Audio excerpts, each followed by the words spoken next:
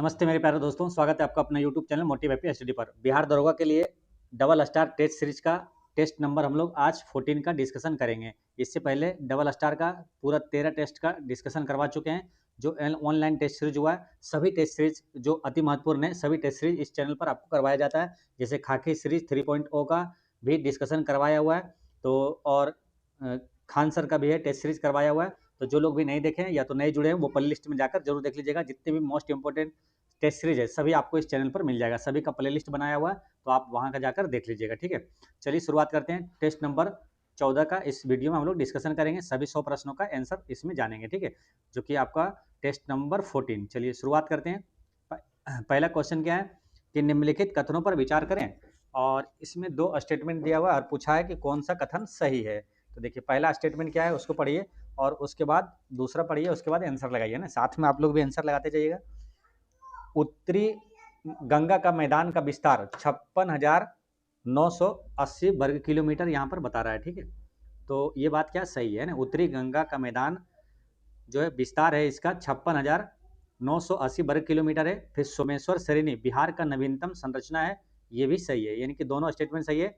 Answer क्या हुआ? Option number सी यहाँ पर करेक्ट आंसर है। ठीक है, देखिए गंगा का मैदान जो है बिहार के कुल भौगोलिक क्षेत्रफल का कितना है, लगभग 96% है, ध्यान रखना है। ठीक है, और गंगा दक्षिण गंगा के मैदान का विस्तार कितना है, ये तो देखिए क्या है, उत्तरी गंगा का 56,980 वर्ग किलोमीटर। और अगर दक्षिणी गंगा के मैदान का विस्तार पूछे तो वो कितना है, 33,670 वर्ग किलोमीटर है।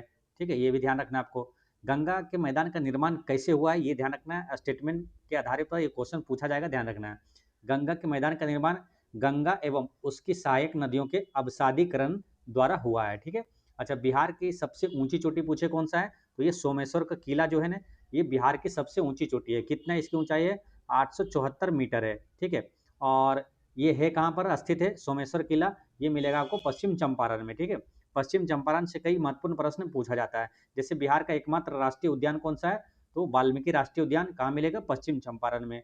बिहार का पहला बाघ अभ्यारण्य यानी कि टाइगर रिजर्व जो है वो कौन सा है, तो वाल्मीकि टाइगर रिजर्व भी है, और वो भी कहाँ है, तो आपको पश्चिम चंपारण मिल जाएगा।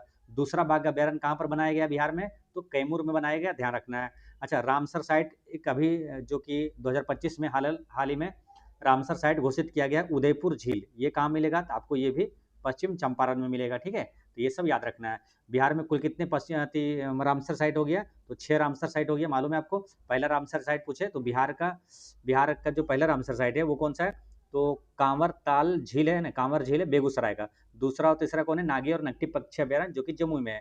और फिर बात करेंगे चौथा और पांचवा में कौन सा है, तो एक गोकुल जलाशय जो कि बक्सर में है, और उदयपुर झील पश्चिम चंपारण में है, और एक है छठा जो सबसे लाटेस्ट है और भारत का भी सबसे लाटेस्ट है, ध्यान रखना है, ये है कौन सा, गोगा बिल झील। ये कहाँ पर है, कर्नाटक, सॉरी, ये कहाँ, कटिहार में है ना। गोगा बिल झील कहाँ हो जाएगा, तो ये है कटिहार में, बिहार के कटिहार डिस्ट्रिक्ट में। ठीक है, तो ये सब मोस्ट इंपोर्टेंट है, याद रखना है। भारत में कुल कितना रामसर साइट हो गया, 94 रामसर साइट हो गया है ना, ध्यान रखना। 91 था और 3 अभी लाटेस्ट बिहार में ही बना है, वो बक्सर वाला गोकुल और उदयपुर झील और फिर है गोगाबिल झील। ठीक है, तो ये सब आपको याद रखना है। ठीक है, चलिए नेक्स्ट क्वेश्चन देखते हैं। क्वेश्चन नंबर 2 में क्या है, निम्न में से कौन सा संज्ञा का उदाहरण नहीं है, तो संज्ञा का उदाहरण इसमें से कौन सा नहीं है, तो ऑप्शन बी यहाँ पर करेक्ट आंसर है। ये संज्ञा नहीं है बल्कि क्या है, ये सर्वनाम है। ठीक है, सर्वनाम किसको बोलते हैं, देखिए पहले समझिए संज्ञा।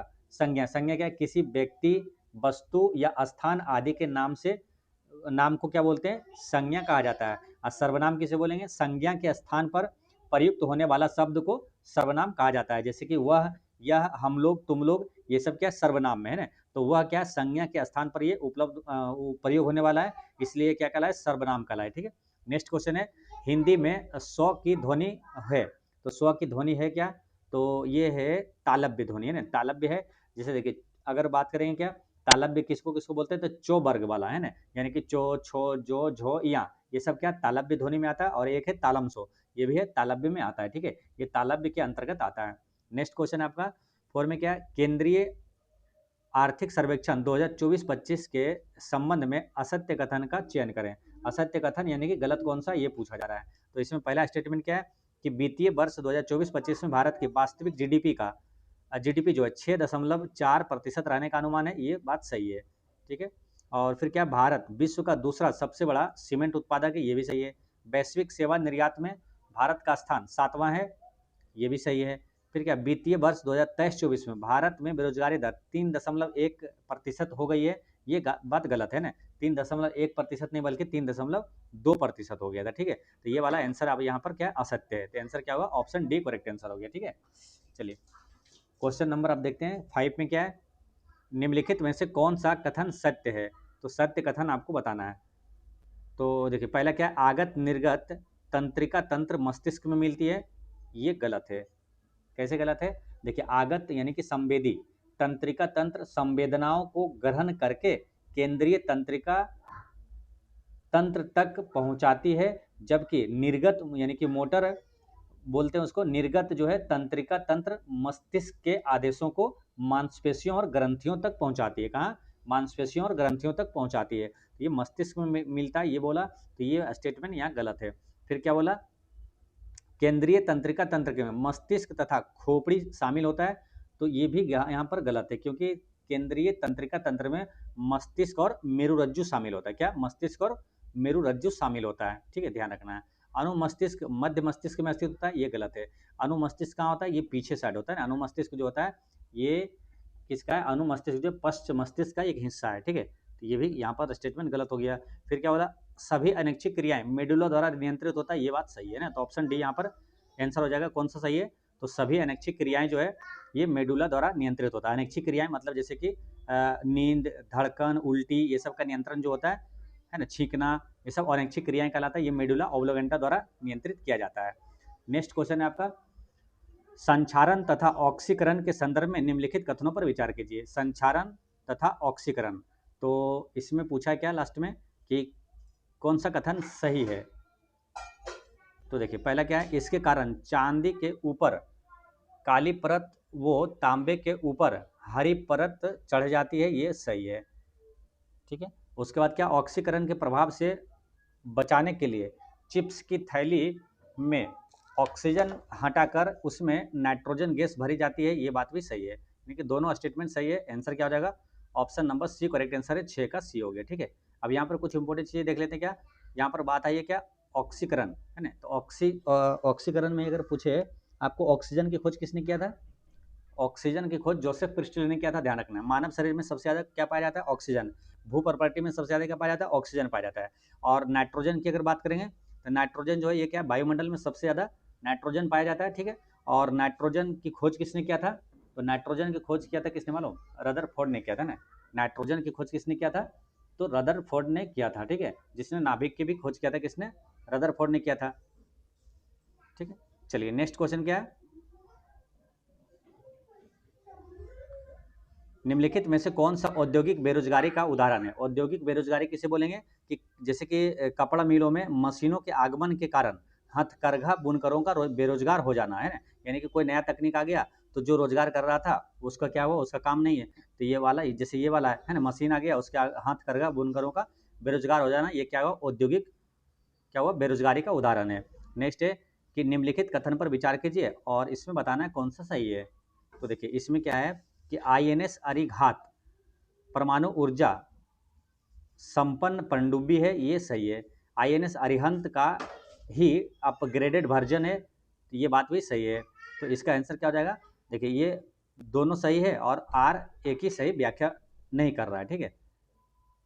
तो यहाँ पर 8 का आंसर क्या हो जाएगा, option number B correct answer हो जाएगा, ठीक है।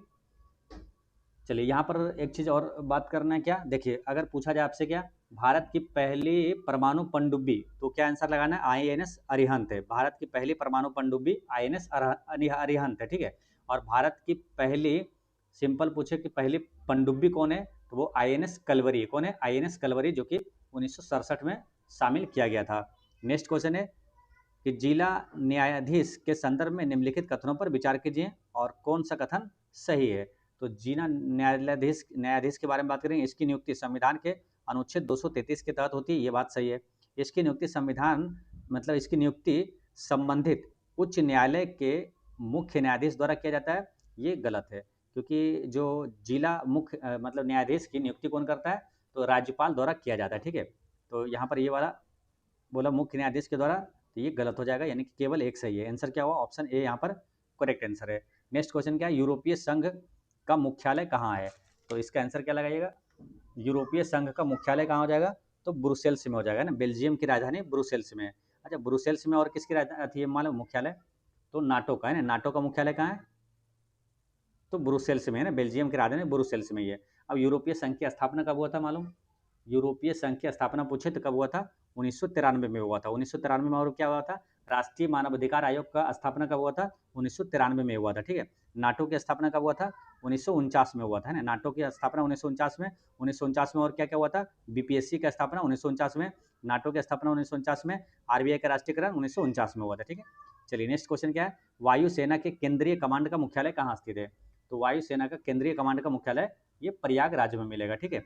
बात कर लेते क्या पूर्वी कमांड का पूछे, तो पूर्वी कमांड का मुख्यालय हो जाएगा कहाँ? शिलोंग में, ठीक है। पश्चिमी का कहाँ हो जाएगा? नई दिल्ली में, ठीक है। और उत्तरी कमांड का मुख्यालय उधमपुर जम्मू कश्मीर में हो जाएगा, ठीक है। और उसके बाद दक्षिण की बात कर लेंगे तो ये तिरुवनंतपुरम में, कहाँ? केरल की राजधानी तिरुवनंतपुरम में दक्षिणी कमांड का मुख्यालय है। पूछा था वायुसेना का केंद्रीय कमांड, तो केंद्रीय कमांड कहाँ हो जाएगा? प्रयागराज में, ठीक है।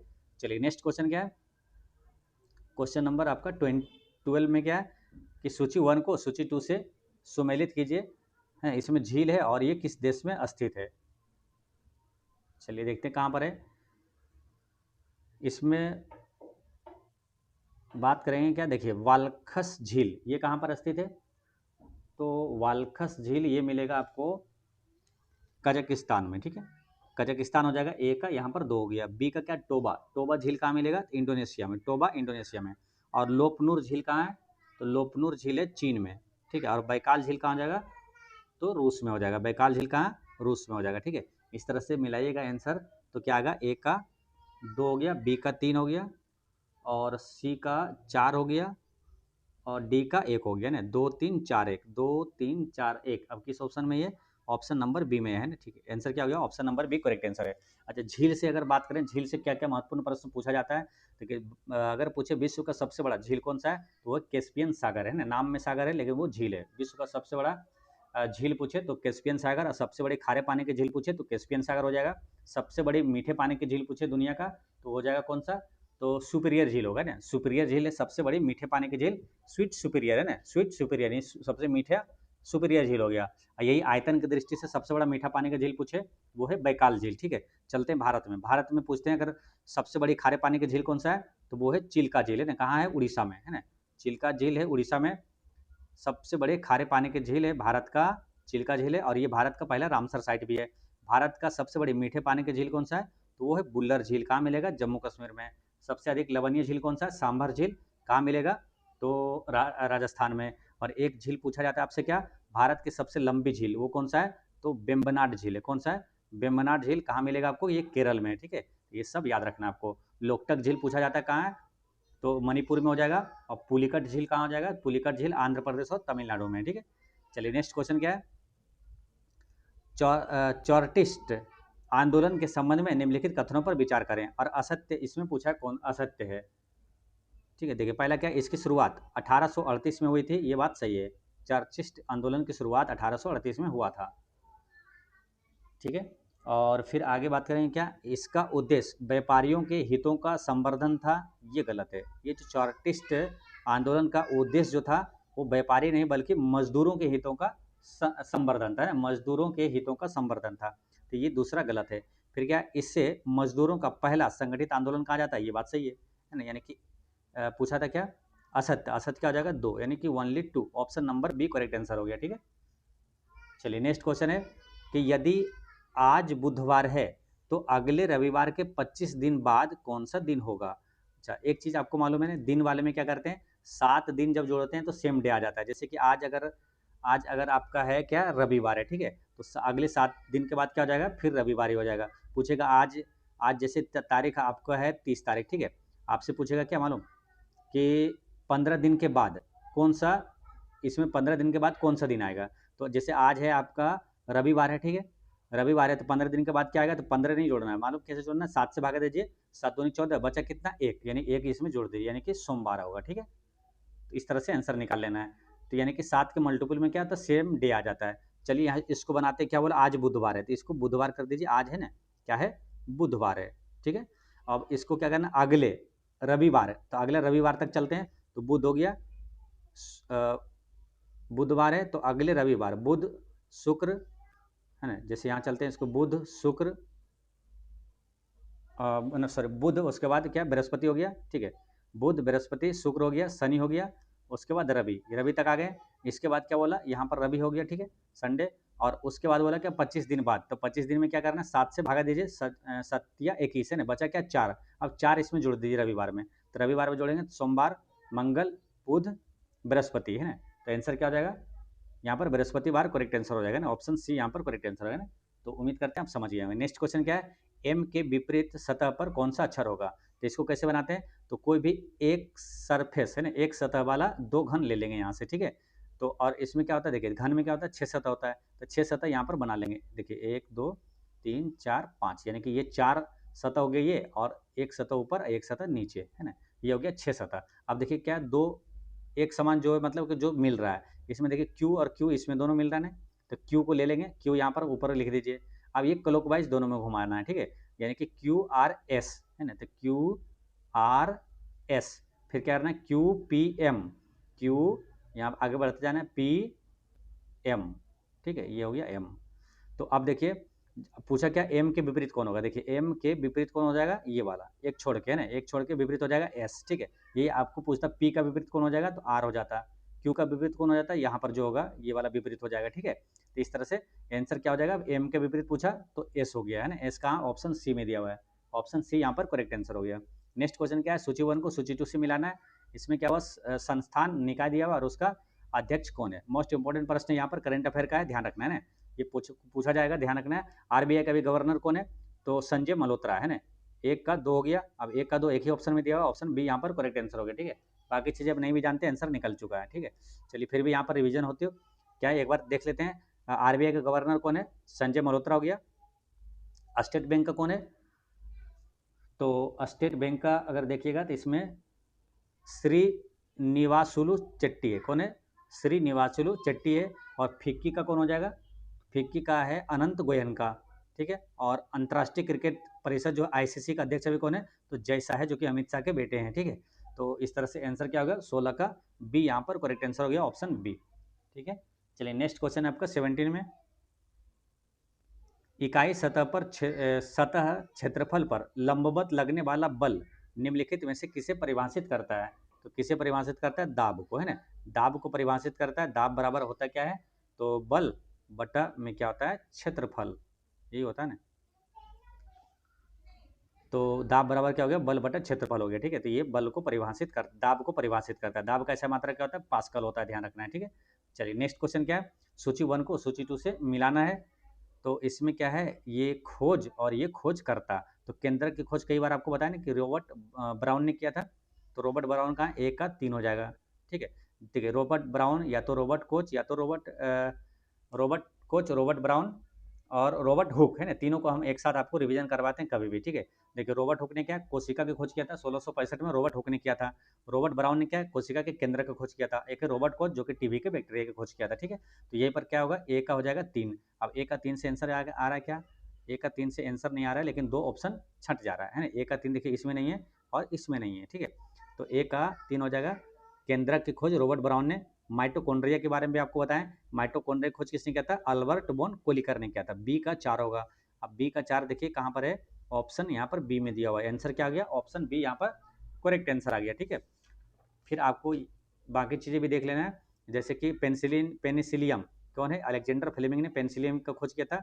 पेनिसिलिन जो कि दुनिया का पहला एंटीबायोटिक है, पेनिसिलिन है, इसका खोज अलेक्जेंडर फ्लेमिंग ने किया था। अर्धसूत्री विभाजन का हो जाएगा कौन, तो हर्ट बिग हो जाएगा, कौन हर्ट बिग हो जाएगा, ठीक है। इस तरह से आंसर क्या आया, ऑप्शन बी करेक्ट आंसर है। नेक्स्ट क्वेश्चन क्या है, अच्छा देखिए आपको माइटोकॉन्ड्रिया का भी है ना, जब भी आता है 3 चीज़ें आपको रिवीजन करवाते हैं, कौन कौन संभालो। माइटोकॉन्ड्रिया क्या है, कोशिका का पावर हाउस कहा जाता है। और एक करवाते हैं क्या, राइबोसोम जो कि प्रोटीन का कारखाना इसे कहा जाता है, राइबोसोम, प्रोटीन का संश्लेषण कहाँ होता है, राइबोसोम में। और एक याद करवाते हैं आपको लाइसोसोम, है ना, आत्महत्या की थैली किसे कहा जाता है, लाइसोसोम कहा जाता है, ठीक है। और तीनों को बताते क्या, तीनों से एक चीज़ तो हो गई है कि कोशिका का पावर हाउस माइटोकॉन्ड्रिया, प्रोटीन का संश्लेषण राइबोसोम, और आत्महत्या की थैली लाइसोसोम। तीनों को खोज बताते हैं कौन कौन किया था, देखिए अल्बर्ट बोन कोलिकर है माइटोकॉन्ड्रिया का, अल्बर्ट बोन कोलिकर। और राइबोसोम का कौन है, राइबोसोम का है जॉर्ज ई पलाडे। कौन है? पलाडे, ठीक है। और लाइसोसोम का खोज किसने किया था? तो लाइसोसोम का किया था डी दुबे। कौन? डी दुबे किया था, ठीक है। चलिए नेक्स्ट क्वेश्चन क्या है, निम्नलिखित में से किसको वर्ष 1925 में सेंट्रल लेजिस्लेटिव असेंबली का अध्यक्ष चुना गया था? तो सेंट्रल लेजिस्लेटिव असेंबली का अध्यक्ष चुना गया था किसे? विट्ठल भाई पटेल को चुना गया था, ठीक है। विट्ठल भाई पटेल को चुना गया था। अच्छा, सेंट्रल लेजिस्लेटिव असेंबली में ही बम किसने फेंका था? तो भगत सिंह और बटुकेश्वर दत्त ने फेंका था, है ना, 8 अप्रैल 1929 को, ठीक है। चलिए नेक्स्ट क्वेश्चन क्या है, निम्नलिखित में से किस पुर्तगाली वायसराय ने 1510 ईस्वी में बीजापुर के शासक यूसुफ आदिल शाह से गोवा छीना था?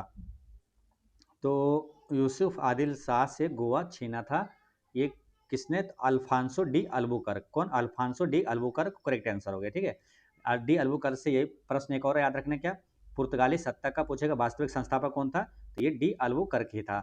1510 से याद क्या क्या रखना आपको कि मतलब पुर्तगालियों ने गोवा पर कब्जा कब कर लिया था? तो ये 1510 में गोवा पर कब्जा कर लिया था। फिर पुर्तगालियों से गोवा को आज़ाद कब कराया गया था भारतीय सेना द्वारा? तो ये बात है 1961 की, है ना, 1961 में आज़ाद कराया गया।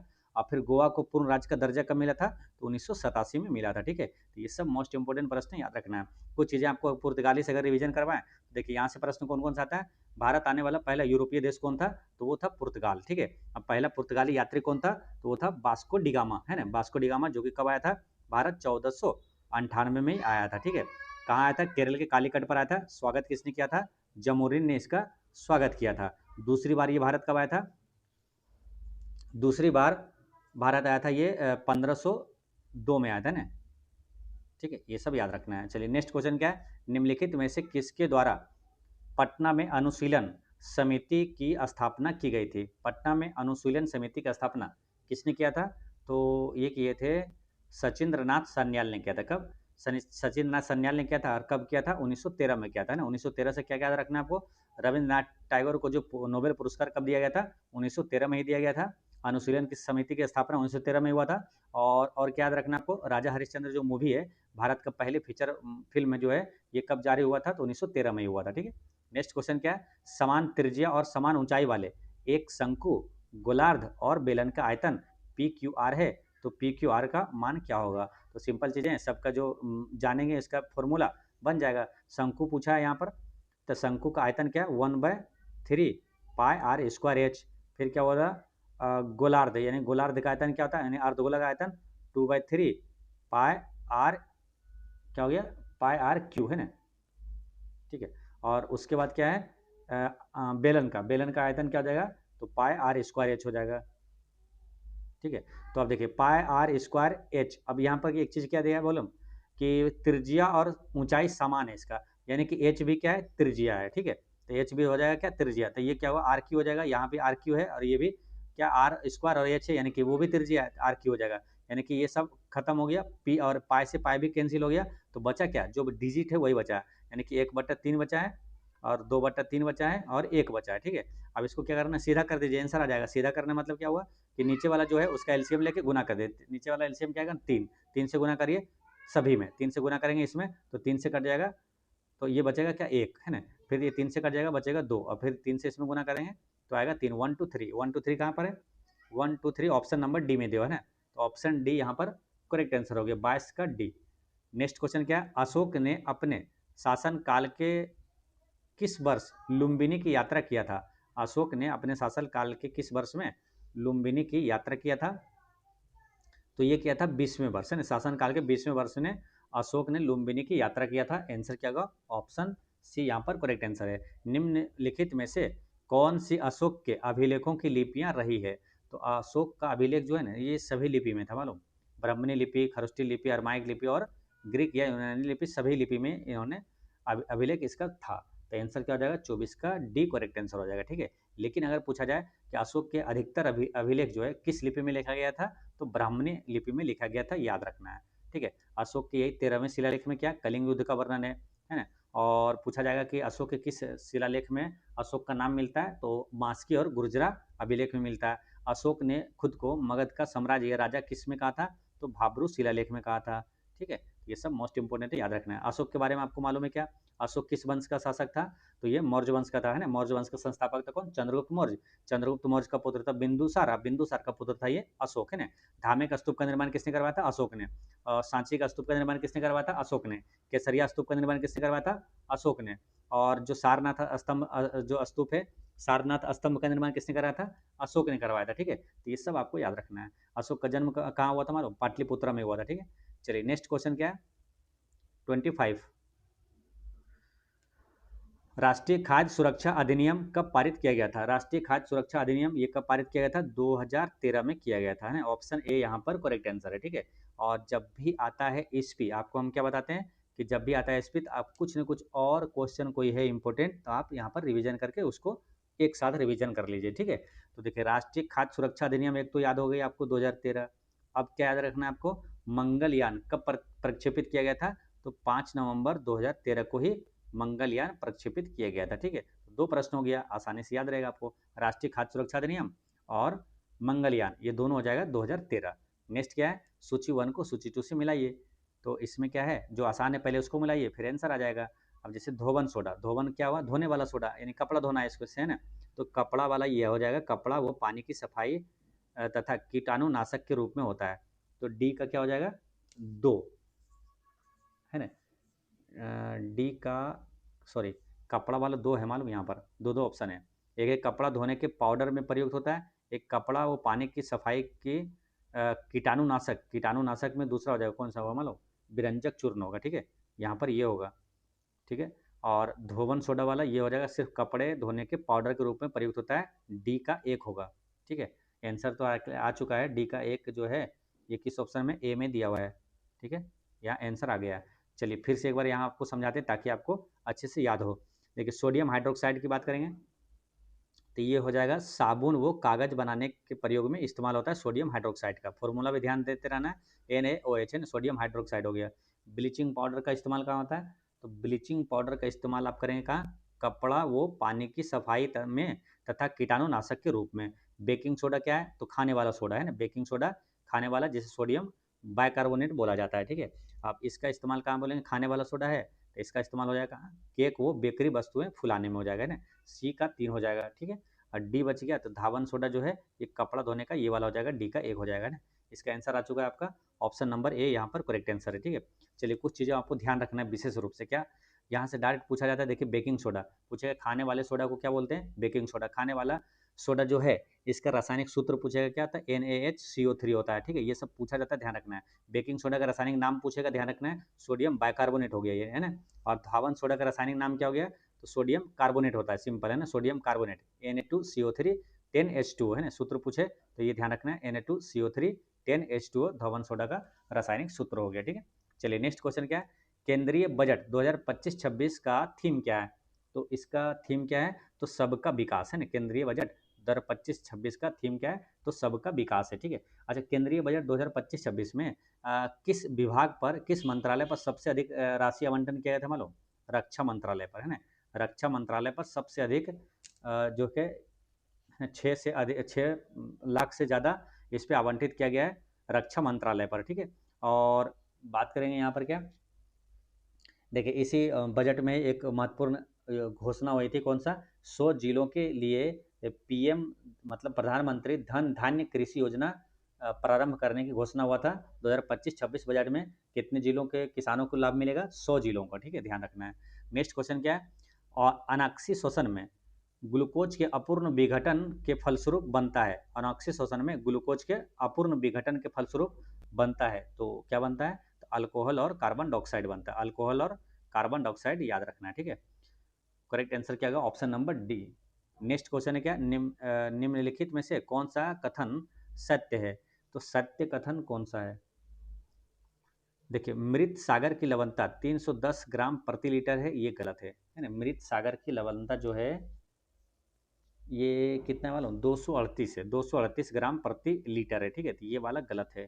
फिर क्या मृत सागर जो है इजराइल और जॉर्डन की सीमा पर स्थित है, ये बात सही है ना। ये क्या है? सही है, तो ऑप्शन बी यहाँ पर करेक्ट आंसर हो गया। फिर क्या बोला? महासागरों की औसत लवणता 31 भाग प्रति 1000 ग्राम है, तो ये भी यहाँ पर गलत है। 31 भाग नहीं है, बल्कि कितना है? 35 भाग प्रति 1000 ग्राम है। कितना? 35 है, ठीक है, तो याद रखना है। अच्छा, ये जो लवणता है ना, मतलब सागर की लवणता जो सबसे अधिक किसका मालूम? सर्वाधिक लवणता है तुर्की की वान झील के। किसका है? तुर्की का है, वान झील का सर्वाधिक लवणता है इसका कितना? 330 है ना, कितना? 330 ग्राम प्रति लीटर है, ठीक है। नेक्स्ट क्वेश्चन क्या है? जॉन स्टुअर्ट मिल ने अपने किस पुस्तक में विचार एवं अभिव्यक्ति की स्वतंत्रता के लिए 4 कारण प्रस्तुत किए? तो किस पुस्तक में किया था ये? On liberty. कौन? ऑन लिबर्टी करेक्ट आंसर है, ठीक है। अच्छा, अभिव्यक्ति, विचार एवं अभिव्यक्ति की स्वतंत्रता किस अनुच्छेद में? तो अनुच्छेद 19 में है, ठीक है। नेक्स्ट क्वेश्चन क्या? प्रमुख विभाग और उसका संस्थापक कौन था? तो चलिए इसको मिलाना है। देखिए इसमें क्या होगा, पूछा क्या मालूम? कौन सही सुमेलित नहीं है, मिलान नहीं करना बल्कि कौन सुमेलित सही नहीं है। देखिए पहला क्या है? दीवान अर्ज विभाग की स्थापना जो है बलबन ने किया था, ये सही है। बलबन से 2 और प्रश्न याद रखना आपको। क्या? सीधा एवं पाबोस प्रथा किसने शुरू किया था? बलबन ने। और क्या? रक्त एवं लौह की नीति किसने अपनाया था? बलबन ने, ठीक है। और दीन अर्ज की स्थापना किसने? बलबन ने किया था। दीवान कोही, इसका कौन? मोहम्मद बिन तुगलक ने करवाया था इसका स्थापना, ठीक है। मोहम्मद बिन तुगलक के समय कौन? इबन बतूता भारत आया था। मोरक्को के यात्री इबन बतूता भारत आया था, ठीक है। फिरोज शाह तुगलक, ये दीवान मुस्तखराज का संस्थापक फिरोज शाह तुगलक नहीं था, मालूम? कौन था? दीवान मुस्तखराज का संस्थापक अलाउद्दीन खिलजी था। ये फिरोज शाह तुगलक जो दिया है गलत है, यानी आंसर क्या होगा? ऑप्शन सी यहाँ पर करेक्ट आंसर हो गया, ठीक है। ये सुमेलित नहीं है। बाकी दीवान इश्तिहाक, इसका स्थापना किया था फिरोज शाह तुगलक। फिरोज शाह तुगलक वही है जो कि कुतुब मीनार के 5वीं मंजिल का निर्माण फिरोज शाह तुगलक ने ही करवाया था, ठीक। नेक्स्ट क्वेश्चन क्या है? दिल्ली सल्तनत के कौन सा शासक गुलरुखी उपनाम से कविताएं लिखता था? तो ये कौन है? ये है सिकंदर लोदी। सिकंदर लोदी है ना, गुलरुखी उपनाम से कविताएं लिखता था। और सिकंदर लोदी है कौन? तो देखिए लोदी वंश का संस्थापक कौन है? बकलुल लोदी, और इसी का पुत्र था ये सिकंदर लोदी।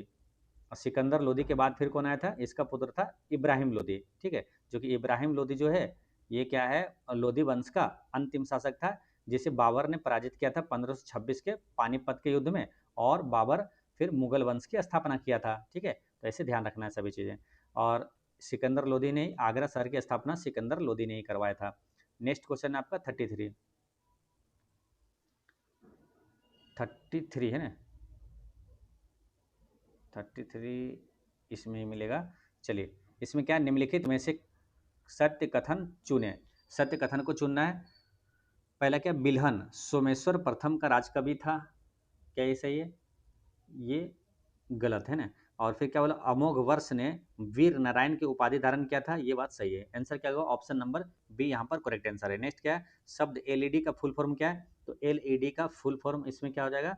तो इसका हो जाएगा क्या मालूम? लाइट इमिटिंग डायोड है ना। लाइट इमिटिंग डायोड एलईडी का फुल फॉर्म होता है। नेक्स्ट क्वेश्चन क्या? भारतीय रेलवे ने अग्रिम आरक्षण की अवधि को 120 दिनों से घटाकर कितना कर दिया है? मतलब पहले 4 महीने तक आप है ना रिजर्वेशन करवा सकते थे 4 महीना पहले तक, लेकिन अब क्या है? मात्र 2 महीना ही टाइम मिलता है। 2 महीने के से ही आप करवा सकते हैं, ठीक है। मतलब 2 महीना पहले ही आप रिजर्वेशन करवा सकते हैं। आंसर क्या हो जाएगा यहाँ पर? तो 35 का ए यहाँ पर करेक्ट आंसर हो जाएगा। नेक्स्ट क्या है? नीचे दिए गए कथनों पर विचार कीजिए और इसमें सही कौन सा ये बताना है, ठीक है। चलिए यहाँ पर क्या हो जाएगा? पहला क्या? क्षुद्रांत्र जो है आहार नाल का सबसे लंबा भाग होता है, ये बात सही है ना। क्षुद्रांत जो है आहार नाल का सबसे लंबा भाग होता है, ठीक। फिर क्या बोला? क्षुद्रांत कार्बोहाइड्रेट, वसा और प्रोटीन का पूर्ण पाचन स्थल होता है, ये बात भी सही है, ठीक है। लेकिन एक दूसरे की व्याख्या नहीं करता। ऑप्शन नंबर यहाँ पर बी यहाँ पर करेक्ट आंसर है। नेक्स्ट क्या? भारत में किसी अनुसूचित क्षेत्र के क्षेत्रफल में परिवर्तन करने का अधिकार किसे प्राप्त है? तो ये जो प्राप्त है क्षेत्रफल में परिवर्तन कौन सकता है? ये वो राष्ट्रपति है ना। आंसर क्या हुआ? राष्ट्रपति करेक्ट आंसर है। राष्ट्रपति की अगर बात करें, कुछ रिवीजन करें, राष्ट्रपति का पद किस अनुच्छेद में? अनुच्छेद 52 में। राष्ट्रपति और महाभियोग किस अनुच्छेद में?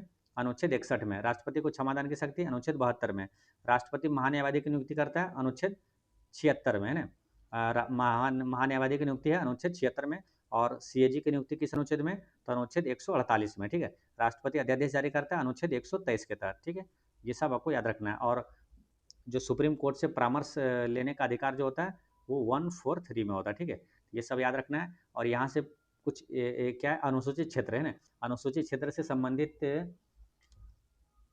आपको याद रखना है क्या मालूम, जैसे कि एक चीज़ आपको रिवीजन करवाते हैं, जैसे एससी एसटी के लिए जो है क्षेत्र का जो प्रशासन है ना, वो किस में है, तो अनुसूची 5 में है ना, 5वीं अनुसूची में है। और 6ठी में अनुसूची में क्या है, केवल चार पूर्वोत्तर 4 राज्य ही इसमें शामिल है ना, असम, त्रिपुरा और मिजोरम और मेघालय है ना, ये ध्यान रखना है। नेक्स्ट क्वेश्चन क्या है, रेडियो सक्रियता का आविष्कार किसने किया था, तो रेडियो सक्रियता का आविष्कार किया था हेनरी बेकुरल ने किया था। किसने, हेनरी बेकुरल ने। इसलिए रेडियो सक्रियता का पूछे एसआई इकाई क्या होता है, तो वेकुरल होता है। मैक्स प्लैंक की बात करेंगे तो ये किस क्या किया था, क्वांटम सिद्धांत। क्वांटम सिद्धांत किसने दिया था, मैक्स प्लैंक ने दिया था। मैक्सवेल ने क्या किया था, तो जेम्स क्लर्क मैक्सवेल, ये क्या किया था मानो, विद्युत चुंबकीय सिद्धांत का विकास किया था मैक्सवेल ने। और हेनरिक हर्ट्ज जो है, ये क्या किया था, रेडियो तरंग की खोज किसने किया था, हेनरिक हर्ट्ज ने रेडियो तरंग का खोज किया था ना। आवृत्ति का ऐसा मात्रक क्या होता है, हर्ट्ज, इसी के नाम पर हर्ट्ज होता है ना। नेक्स्ट क्वेश्चन क्या है, सूची 1 को सूची 2 से मिलाना है, प्रमुख दिवस और उसका तिथि। तो इसमें मिला लीजिए, क्या है देखिए, जो आसान है पहले उसको मिला सकते हैं आप ना। राष्ट्रीय शिक्षक दिवस जैसे 5 सितंबर हो गया, ठीक है, बी का एक हो गया। अब बी का एक दो जगह है, इसमें नहीं है और इसमें नहीं है, ठीक है। ओजोन परत संरक्षण दिवस ये भी आसान है, ये 16 सितंबर, सी का 4 हो गया। अब सी का 4 कहाँ पर है,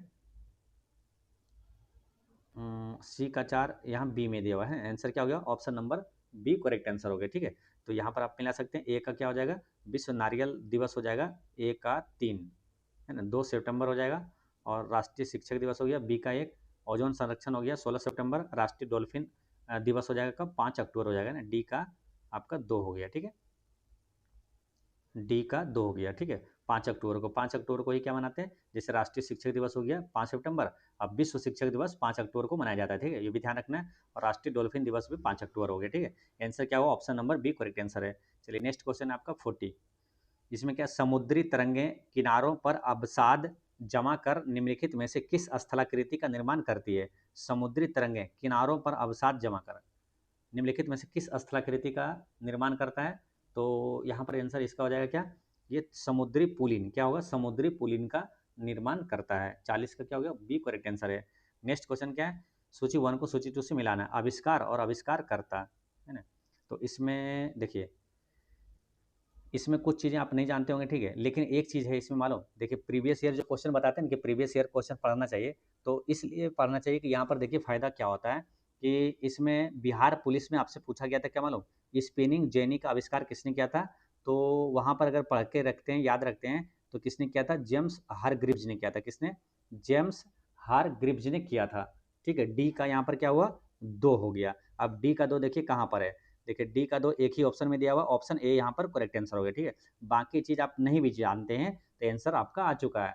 सिर्फ आंसर कहाँ से आ गया, प्रीवियस ईयर क्वेश्चन आप एक जानते थे, अब बाकी नया पूछा है 3, लेकिन कोई मतलब नहीं है उससे, आंसर आपका 100% करेक्ट आंसर आ चुका है, ठीक है। इसलिए ये आप प्रीवियस ईयर जब क्वेश्चन पूरा पढ़ा हुआ रहता है तो इसी तरह से आपको मदद मिलता है, ठीक है। तो ये होता है, क्योंकि देखिए एक ऑब्जेक्टिव एग्जाम होता है आपका, है ना, ऑब्जेक्टिव टाइप में क्या होता है, प्रीवियस ईयर का काफ़ी महत्व रहता है। इसलिए कोई भी किसी भी कॉम्पिटिटिव एग्जाम की आप तैयारी करते हैं, सबसे पहले प्रीवियस ईयर क्वेश्चन आपको सब रट जाना, चाहे मैथ हो, रीजनिंग हो, चाहे जीके जीएस हो, सब, है ना। मैथ रीजनिंग भी मालूम सेम पैटर्न पे आएगा, जैसे जिस पैटर्न पे पूछा गया पिछले बार, सेम पैटर्न पे इसी बार पूछा जाएगा। यानी कि पूरा अगर math reasoning previous year question बना लिए तो आपको काफ़ी आसान हो जाएगा, तुरंत बनते जाएगा, सोचना नहीं पड़ेगा आपको, तुरंत पैटर्न दिमाग में आ जाएगा, हाँ ये ऐसे बनेगा, ठीक है। तो इसलिए प्रीवियस ईयर क्वेश्चन ध्यान रखना है आपको।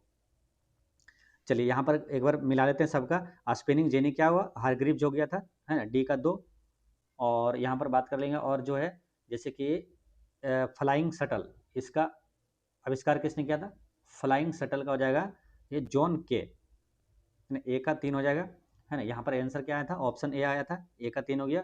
फिर बी का क्या हो जाएगा, स्पिनिंग क्रेम, स्पिनिंग फ्रेम का हो जाएगा रिचर्ड ऑर्कराइट, है ना, ऑर्कराइट हो गया। और पावर लूम का कौन हो जाएगा, तो हो जाएगा ये कॉर्टराइट, पावर लूम का कॉर्टराइट हो जाएगा। ऑप्शन ए यहाँ पर करेक्ट आंसर है।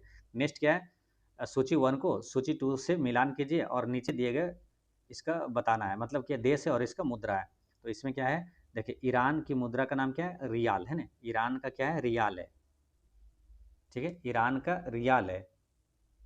और एक का यहाँ पर क्या हो गया, 2, ठीक है। फिर तुर्की का क्या हो जाएगा, लीरा, तुर्की का मुद्रा का नाम क्या है? लीरा, है ना। बी का एक हो जाएगा, बी का एक। अब एक ही ऑप्शन में दिख रहा है, ऑप्शन डी यहाँ पर, है ना।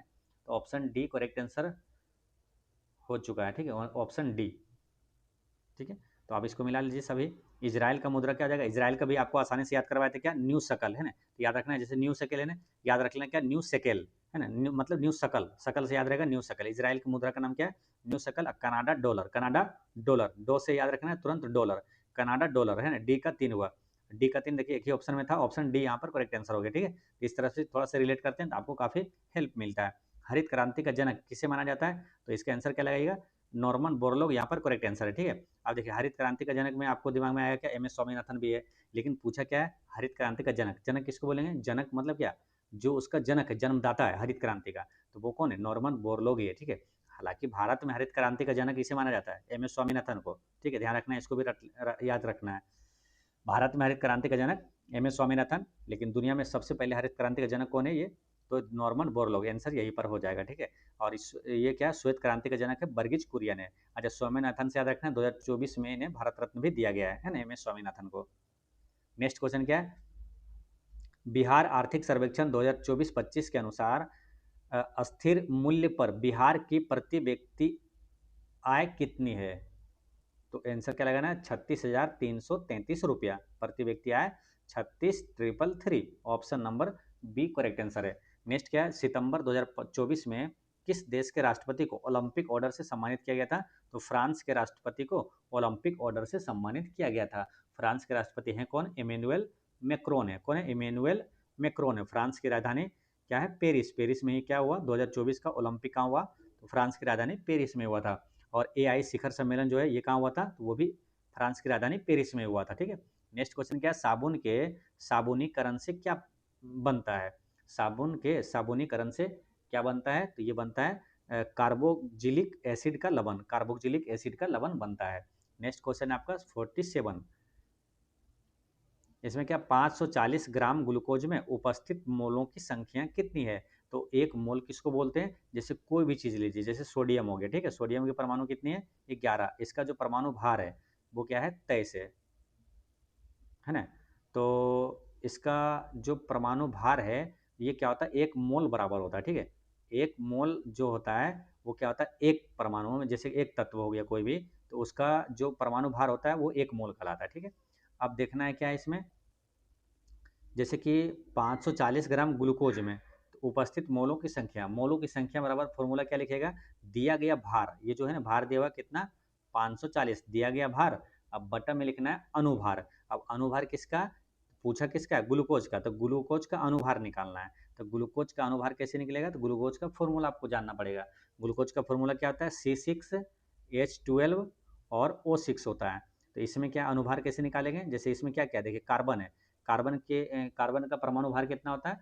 तो कार्बन की परमाणु संख्या 6, परमाणु भार कितना है? 12 है। यानी कि इसमें कितने कार्बन है? 6 कार्बन, यानी कि 6 गुना 12, ठीक है। प्लस हाइड्रोजन का परमाणु भार एक ही होगा, तो एक गुना ये हाइड्रोजन है कितना? 12 है, तो 12 गुना कर दिए, ठीक है। प्लस में क्या है? ऑक्सीजन, ऑक्सीजन यहाँ पर कितना है? 6 ऑक्सीजन है, तो 6 गुना ऑक्सीजन का परमाणु भार क्या हो जाएगा? तो ऑक्सीजन का होता है कितना? 16, ठीक है। परमाणु भार कितना था? 16। अब इसको जोड़िए, बरछक 72 और एक 12, ये बरसती 84, 84 और प्लस में क्या है? 16 96, तो कितना हो जाएगा? 96 4 100 और 80, 180 हो जाएगा, ठीक है। तो 180 क्या हुआ? ग्लूकोज का अणु हो गया, ठीक है। अनुभार कितना हो गया ग्लूकोज का? 180। और टोटल कितना बोला? कितना ग्राम ग्लूकोज है? 540 है। तो कितना इसमें अनुभार हो जाएगा? मतलब मोलों की संख्या कितना हो जाएगा? तो 180 से इसमें भागा दीजिए, है ना। ग्लूकोज का जो अनुभार है 180 है, तो कितना इसमें मोल हो जाएगा? तो 18 तिया 54, है ना, 3 हो जाएगा। आंसर क्या है? ऑप्शन ए यहाँ पर करेक्ट आंसर है ना। चलिए नेक्स्ट क्वेश्चन क्या है? जो व्यक्ति परिश्रमी होता है उसे सफलता मिलती है, मिश्रित वाक्य का अंग्रेजी रूपांतरण क्या होगा, है ना। ट्रांसलेशन इसको करना है। तो इसमें क्या, जो व्यक्ति परिश्रमी होता है यानी कि क्या हो जाएगा? The person who is diligent, है ना, मेहनती होता है, get success, option number C correct answer है। Choose the appropriate modal and fill in the blank. तो अप्रोप्रिएट मॉडल वर्ब यहाँ पर कौन सा लगेगा? तो इसमें क्या, द ट्रेन अराइव सुन, तो इसका मतलब क्या हो जाएगा यहाँ पर? कौन सा लगेगा? तो बिल, यहाँ पर क्वेश्चन मार्क भी लगा, बिल ट्रेन अराइव सो सुन। नेक्स्ट क्या है? निम्नलिखित में से कौन सा विटामिन वसा में घुलनशील नहीं है? तो वसा में घुलनशील नहीं है पूछा है, ठीक है। तो देखिए वसा में घुलनशील है कौन कौन सा पहले मालूम है, ए डी ई के, है ना। एडेक जो है ये क्या वसा में घुलनशील है। और जल में घुलनशील कौन सा है, बी और सी जो है ये जल में घुलनशील है ना। वाटर में बी सी, वाटर में कौन कौन सा घुलनशील है, बी सी। आप देखिए क्या पूछा है, कौन सा विटामिन वसा में घुलनशील नहीं है। तो ये जो बी सी जो क्या है ये वसा में नहीं बल्कि जल में घुलनशील है। तो ये आंसर क्या हो जाएगा, बी। यहाँ पर ऑप्शन बी करेक्ट आंसर है। बी और सी जो है ये क्या है वसा में घुलनशील नहीं है। बाकी एडेक जो है यहाँ पर देखिए ए डी ई के, यहाँ पर ए डी ये सब क्या वसा में घुलनशील है। ई और के ये सब क्या वसा में घुलनशील है। तो पूछा वसा में घुलनशील कौन सा नहीं है, तो बी सी आंसर हो जाएगा। ये वसा में नहीं बल्कि ये जल में घुलनशील है, बी और सी, ठीक है। चलिए विटामिन के बारे में कुछ रिवीजन करवा दें आपको। देखिए विटामिन की खोज किसने किया था, काश्मीर फंक ने किया था, कब 1912 में, ठीक है। बाकी चीज़ें विटामिन के बारे में आपको बार बार बताते रहते हैं, ठीक है। चलिए एक बार और करवाते हैं आपको। Vitamin A B C D है ना, मुख्य रूप से जो विटामिन है ए बी सी डी ई और के, इसका रासायनिक नाम आपसे पूछा जाता है, ठीक है। तो ए का क्या हो जाएगा रेटिनॉल, बी का क्या हो जाएगा थायमिन, और सी का रासायनिक नाम क्या हो जाएगा एस्कॉर्बिक एसिड, और डी का क्या हो जाएगा कैल्सीफेरॉल, और ई का क्या हो जाएगा टोकोफेरॉल, और के का क्या हो जाएगा फिलोक्विनिन। याद कैसे रखना है, रथ पर एक टॉफी, पर को साइलेंट रखना है, रथ एक टॉफी यानी कि रेटिनॉल थायमिन, एक से हो जाएगा सी और डी का दोनों का एस्कॉर्बिक एसिड और कैल्सीफेरॉल, और टॉफी यानी कि लास्ट में हो जाएगा ई और के का रासायनिक नाम। ई का रासायनिक नाम हो गया क्या हो गया टोकोफेरॉल, और के का क्या हो गया फिलोक्विनिन हो गया, ठीक है। पूछा जाता है आपसे क्या रतौंधी किसके कमी के कारण होता है, तो रतौंधी विटामिन ए के कमी के कारण होता है। बेरी बेरी रोग जो होता है विटामिन बी के कमी के कारण होता है। स्कर्वी रोग विटामिन सी के कमी के कारण होता है। और रिकेट्स रोग और ऑस्टियो जो हड्डी से रिलेटेड रोग होता है विटामिन डी के कमी के कारण होता है। और जनन शक्ति में कमी ये विटामिन ई के कमी के कारण होता है। रक्त का थक्का नहीं बनता है किस कारण, तो विटामिन के कमी के कारण रक्त का थक्का नहीं बनता है, ठीक है। तो ये सब आपको याद रखना है। घाव भरने वाला विटामिन किसे कहा जाता है, विटामिन सी कहा जाता है, ठीक है। आंवला में प्रचुर मात्रा में क्या विटामिन सी पाया जाता है। सूर्य में पूछेगा कौन सा विटामिन पाया जाता है, तो सूर्य की रोशनी से विटामिन डी प्राप्त होता है, ठीक है। चलिए नेक्स्ट क्वेश्चन क्या है, संघ लोक सेवा आयोग के संदर्भ में असत्य कथन का चयन करें। संघ लोक सेवा आयोग के बारे में गलत इसमें कथन कौन सा ये बताना है।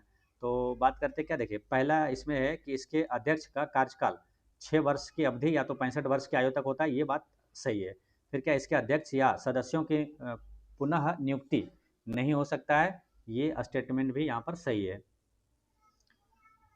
और फिर क्या बोला कि इसके अध्यक्ष वो सदस्यों की सेवा शर्तें संसद द्वारा निर्धारित होता है, तो ये यहाँ पर गलत है मालूम। ऑप्शन नंबर यहाँ पर क्या होगा, सी करेक्ट आंसर हो जाएगा, ठीक है। ऑप्शन यहाँ पर सी करेक्ट आंसर हो जाएगा। यहाँ पर पूछा था असत्य कौन सा है, तो यहाँ पर ये असत्य हो जाएगा, ठीक है।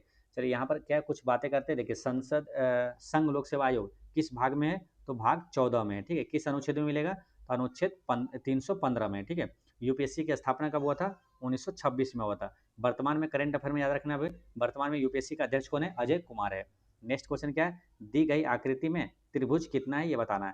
तो एक त्रिभुज यहाँ पर ये दिख रहा है, और फिर एक ये वाला दिख रहा है 2, और एक ये वाला है 3, और एक ये टोटल ये 4, और एक ये नीचे वाला 5 है ना। कितने त्रिभुज हो गया, 5 हो गया ना। तो आंसर क्या होगा, ऑप्शन सी यहाँ पर करेक्ट आंसर हो गया। नेक्स्ट क्या है, राजा राम मोहन राय के संबंध में निम्नलिखित में से कथनों पर विचार करें, और इसमें बोला कि सही कथन कौन कौन सा है। तो 1826 के जूरी एक्ट का विरोध किया था राजा राम मोहन राय ने, किया था क्या, तो ये बात सही है, ठीक है।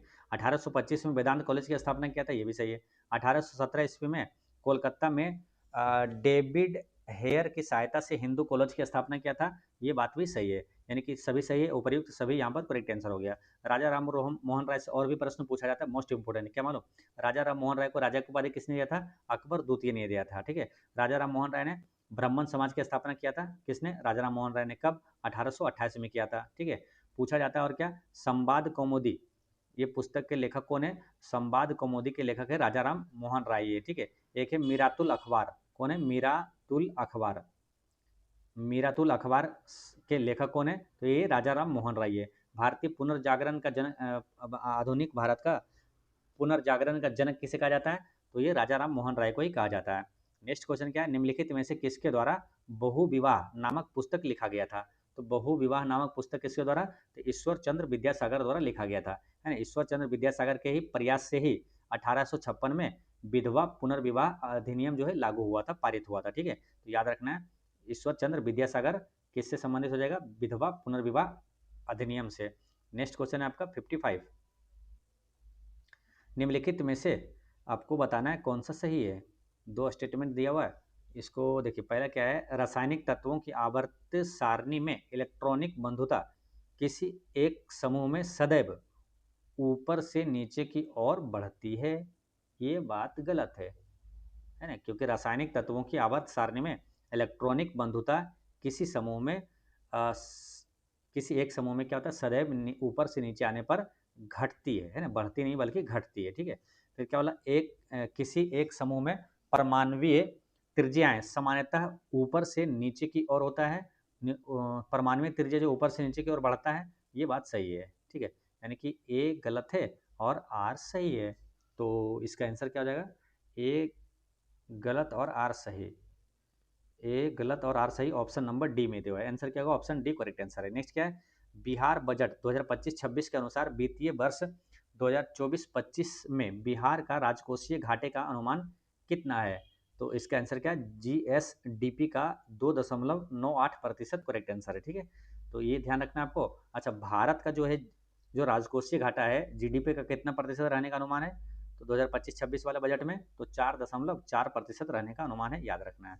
नेक्स्ट क्वेश्चन क्या है, पूर्ण विन्यास का अर्थ है। तो पूर्ण विन्यास का अर्थ क्या होता है, पत्तियों का तने पर लगने का क्रम। पत्तियों का तने पर लगने का क्रम जो है पर्ण विन्यास। क्या है, पर्ण विन्यास है ना। पर्ण विन्यास का अर्थ क्या होता है कि पत्तियों का तने पर लगने का क्रम, करेक्ट आंसर है ऑप्शन सी। नेक्स्ट क्या है, इंग्लिश चैनल को अकेले तैरकर पार करने वाले सबसे वृद्ध भारतीय कौन बने हैं। तो सबसे वृद्ध भारतीय कौन बने, सिद्धार्थ अग्रवाल है ना, ऑप्शन ए यहाँ पर करेक्ट आंसर है, ठीक है। अब यहीं पर दो प्रश्न और आपको याद रखना है। इंग्लिश चैनल पार करने वाला पहला भारतीय कौन है, तो मिहिर सेन है। कौन है, याद रखना, पहला भारतीय जो है मिहिर सेन। और पहली भारतीय महिला पूछे तो आरती साहा है, ठीक है। यही इंग्लिश चैनल को पार करने वाला पहली भारतीय महिलाएं कौन है, तो महिला है आरती साहा है, ठीक है। चलिए नेक्स्ट क्वेश्चन है, निम्नलिखित में से कौन सा आयोग अनुसूचित जातियों के कल्याण से संबंधित है। तो अनुसूचित जातियों के कल्याण से संबंधित कौन सा है, तो यूएन ढेबर आयोग। कौन है, यूएन ढेबर आयोग करेक्ट आंसर है। देखिए, अनुसूचित जाति से भी कई प्रश्न पूछा जाता है, ध्यान रखना है। देखिए, एससी एसटी का आरक्षण जो है लोकसभा में, इसको ऐसे समझिए, लोकसभा में एससी एसटी का आरक्षण किस अनुच्छेद में, तो अनुच्छेद 330 में है। और विधानसभा में एससी एसटी का आरक्षण किस अनुच्छेद में, तो अनुच्छेद 332 में है। ये दोनों में कंफ्यूजन ना हो, याद रहे कैसे, विधानसभा 32 है ना। विधानसभा में एससी एसटी का आरक्षण जो है अनुच्छेद 332 में है, और लोकसभा में अनुच्छेद 330 में दिया हुआ है, ठीक है। और एससी एसटी से संबंधित जो है ये कि कौन सी अनुसूची है, तो 5वीं अनुसूची जो है एससी एसटी से संबंधित जो है प्रशासन से संबंधित है। और छठी अनुसूची में इसमें क्या है, तो जो पूर्वोत्तर 4 राज्य है, इसमें जो है अनुसूचित जनजातियों के लिए प्रशासन के बारे में दिया हुआ है। कौन कौन सा है, तो एटीएम याद रखना है, असम, त्रिपुरा और मिजोरम, मेघालय, ठीक है। ये ध्यान रखना है। नेक्स्ट क्वेश्चन क्या है, ऋग्वेद में किस नदी का उल्लेख सबसे अधिक बार हुआ है। तो सबसे अधिक बार जो है वो सिंधु नदी का उल्लेख सबसे अधिक बार होता है, ठीक है, ऋग्वेद में। और यहाँ से क्या क्या पूछा जाता है, देखिए ऋग्वेद में देखिए किस किस कौन सी नदी का उल्लेख है, पहले ये समझना है। सरस्वती, सिंधु, गंगा और जमुना है ना, ये 4 नदी का उल्लेख मिलता है ऋग्वेद में। सबसे पवित्र नदी पूछे तो कौन सा हो जाएगा आंसर, सरस्वती है ना। ऋग्वेद में किस नदी को सबसे पवित्र नदी कहा गया है, तो सरस्वती नदी को, ठीक है। फिर आगे बढ़ेंगे, क्या, सिंधु नदी सबसे अधिक बार उल्लेख है सिंधु नदी का। गंगा नदी का उल्लेख कितनी बार है, 1 बार है। और यमुना नदी का उल्लेख कितनी बार है, 3 बार है ना। ये सब मोस्ट इंपोर्टेंट प्रश्न याद रखना, ठीक है। फिर समझिए, सबसे अधिक बार उल्लेख सिंधु नदी, सबसे अधिक सिंधु, और सबसे पवित्र सरस्वती, और गंगा का 1 बार और यमुना का 3 बार उल्लेख है। नेक्स्ट क्वेश्चन है, किस राज्य की विधानसभा में दल बदलू विधायकों के पेंशन समाप्त करने वाला विधेयक पारित किया गया है। तो ये है हिमाचल प्रदेश। आंसर क्या हुआ, हिमाचल प्रदेश करेक्ट आंसर है यहाँ पर। नेक्स्ट क्वेश्चन क्या है, निम्नलिखित में से कौन मतदाताओं को सभी स्तरों पर न्यायाधीशों का चुनाव करने की अनुमति देने वाला पहला देश बन गया है। तो इसका आंसर हो जाएगा मेक्सिको, करेक्ट आंसर है, ठीक है, मेक्सिको। नेक्स्ट क्वेश्चन आपका 63। यदि मांग बढ़ जाए और आपूर्ति अस्थिर रहे तो संतुलन मूल्य पर क्या प्रभाव पड़ेगा? संतुलन मूल्य पे क्या प्रभाव पड़ेगा? तो बढ़ेगा, है ना। यदि मांग बढ़ जाए और आपूर्ति अस्थिर रहे तो संतुलन मूल्य पर क्या प्रभाव पड़ेगा? तो बढ़ेगा, करेक्ट आंसर है। नेक्स्ट क्या है, सूची 1 को सूची 2 से मिलाना है। अब इसमें जो आसान है सबसे पहले उसको मिला दीजिए। तो आसान कौन सा है? देखिए, अमीटर जो है विद्युत धारा मापने वाला है, तो विद्युत धारा मापने का यंत्र जो है क्या? अमीटर है। ए का 2 हुआ, ए का 2 एक ही ऑप्शन में दिया हुआ, ऑप्शन ए यहाँ पर करेक्ट आंसर आ गया आपका, ठीक है। चलिए फिर भी इसको मिलाते हैं ताकि आसानी से सभी चीज़ें और भी अच्छे से याद हो। देखिए, मीटर हो जाएगा विद्युत धारा मापने वाला उपकरण है। वोल्ट मीटर क्या हो जाएगा? तो विभवांतर मापने के लिए उपकरण है वोल्ट मीटर। गैल्वेनोमीटर क्या है? तो ये छोटी विद्युत धारा का पता लगाने के लिए या तो विद्युत धारा की दिशा पता लगाने के लिए गैल्वेनोमीटर का प्रयोग किया जाता है। और व्हीट स्टोन ब्रिज, इसका इस्तेमाल होता है अज्ञात प्रतिरोध ज्ञात करने हेतु, ठीक है। तो यहाँ पर इस तरह से आंसर क्या हुआ?